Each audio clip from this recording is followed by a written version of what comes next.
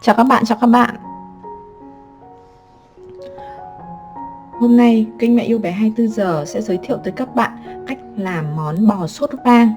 Sao cho miếng thịt bò thơm, mềm, thấm đượm gia vị, lên màu rất là đẹp và thịt bò không còn mùi hôi hay mùi gây nữa. Nguyên liệu chuẩn bị gồm có thịt sốt vang. Đối với phần thịt bò sốt vang này thì các bạn có thể mua phần rẻ sườn hoặc là ve giòn, và nếu gia đình bạn mà không ăn được thịt mỡ thì bạn có thể mua bắp bò. Thì bạn sẽ chuẩn bị cho mình nguyên liệu là 1 kg thịt bò sốt vang. Tiếp theo là phần nước mắm, hạt nêm, đường, dầu ăn, rượu, gừng, muối, ngũ vị hương, bột nghệ, hạt tiêu, quế, hồi, tỏi băm, hành băm và cà chua. Nào bây giờ các bạn hãy cùng mình vào bếp để nấu món bò sốt vang nhé. Hôm nay thì mình mua phần ve giòn của bò và mình có mua thêm gân. Sau đấy thì mình thái thành các cái hình con chì như thế này và mình sẽ rửa sạch. Mình sẽ cho vào nồi, cho thêm khoảng 1 thìa cà phê muối. Sau đấy thì mình sẽ đổ nước vào để mình trần qua thịt bò.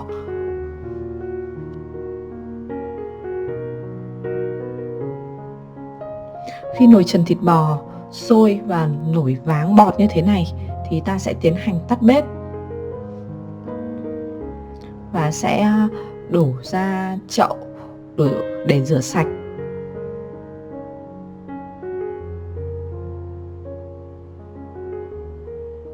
Đây là phần thịt bò sốt vang mình đã rửa sạch và mình sẽ để vào một cái giá như thế này để cho nó ráo nước. Bây giờ ta sẽ chuẩn bị nồi gia vị để ướp vào thịt bò. Ta sẽ cho một chút dầu ăn vào nồi. Ta sẽ bóc 2 củ tỏi, 1 củ hành khô. Sau đó thì ta sẽ đập dập để cho vào, đảo qua như thế này. Sau khi đã đảo hành khô và tỏi băm, ta ngửi thấy mùi có mùi thơm rồi. Mình không cần phải đảo cháy vàng đâu, chỉ cần đảo vừa phải và có mùi thơm thì ta sẽ tiến hành cho thêm các cái nguyên liệu khác vào.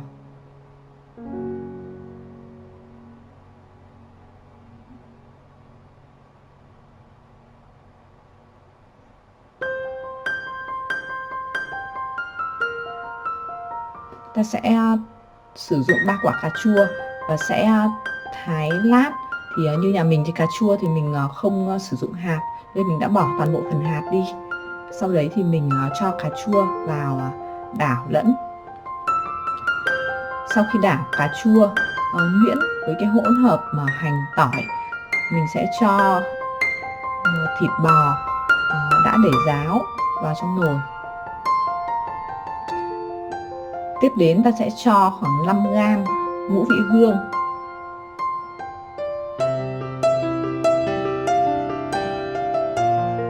một thìa cà phê đầy bột nghệ,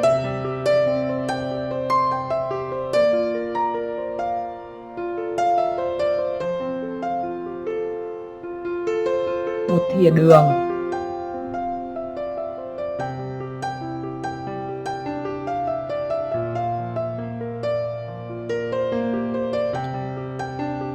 ta sẽ cho vào đây khoảng 4 thìa ăn phở nước mắm ngon.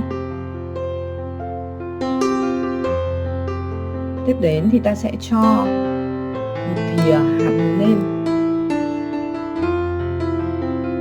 Ta sẽ rắc vào đây một ít hạt tiêu.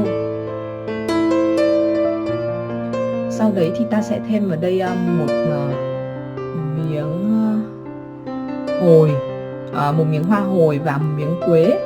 Nhưng mà trước khi thêm hoa hồi và quế thì mình sẽ dùng đi một cái bao tay một lần và mình sẽ trộn đều toàn bộ cái gia vị mình vừa đổ vào để cho nó ngấm đều với cái miếng thịt bò.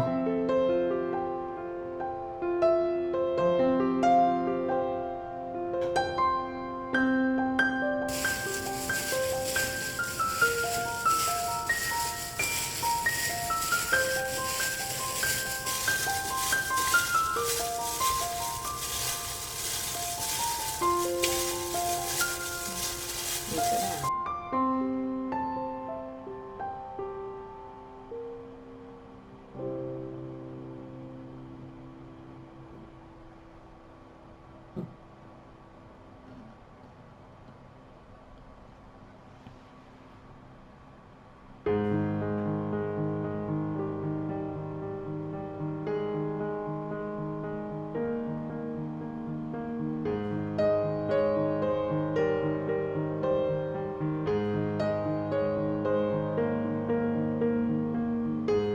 Sau khi đã trộn đều toàn bộ gia vị rồi với thịt bò thì ta mới tiến hành cho quế và hồi vào trong nồi.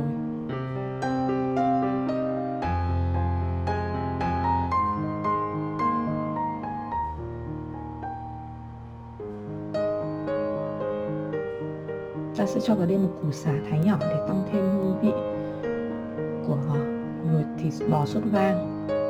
Sau đấy thì ta sẽ cho một ít rượu nếp vào trong đây.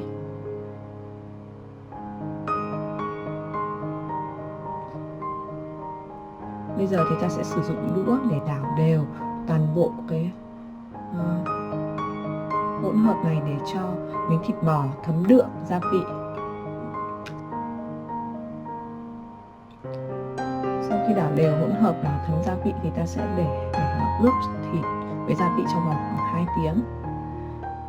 Sau 2 tiếng thì thịt bò đã ngấm gia vị nhiều rồi thì ta sẽ cho lên bếp để tiến hành đảo sơ để cho miếng thịt bò nó ngấm toàn bộ cái nước gia vị mà miếng thịt vừa mới chảy ra trong quá trình ướp. Ta sẽ đảo cho đến khi nào mà mình cảm thấy miếng thịt bò săn và cái chút nước mà trong quá trình mà ướp thịt bò nó thấm đều vào các cái miếng thịt thì là đạt yêu cầu. Sau đấy thì ta sẽ chế khoảng 200ml nước vào trong nồi. Cái lượng nước này thì bạn sẽ phải cân đối so với cái lượng thịt bò của bạn và cái nồi áp suất của nhà bạn, thì làm sao cho chế cái lượng nước lọc này vào để sao cho nó xứng xấp với cái hỗn hợp mà thịt sốt vang như thế này thì là hợp lý. Sau đấy thì bạn sẽ đậy vung vào, bạn van áp suất, bạn sẽ bật lửa ở mức độ lửa vừa và hẹn giờ trong 20 phút.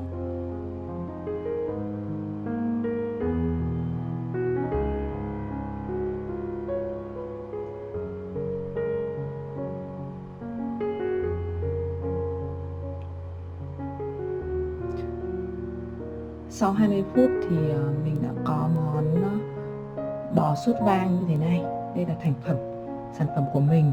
Mùi rất là thơm. Thịt bò sốt vang thì có màu vàng và nước rất là sánh. Bò sốt vang thì thường được ăn kèm với bánh mì hoặc là với bún, với phở, với bánh bao chiên hay thậm chí là với cơm hay với xôi đều rất là hợp. Chúc các bạn sẽ làm được một món bò sốt vang thơm ngon cho cả gia đình mình cùng thưởng thức. Chào các bạn.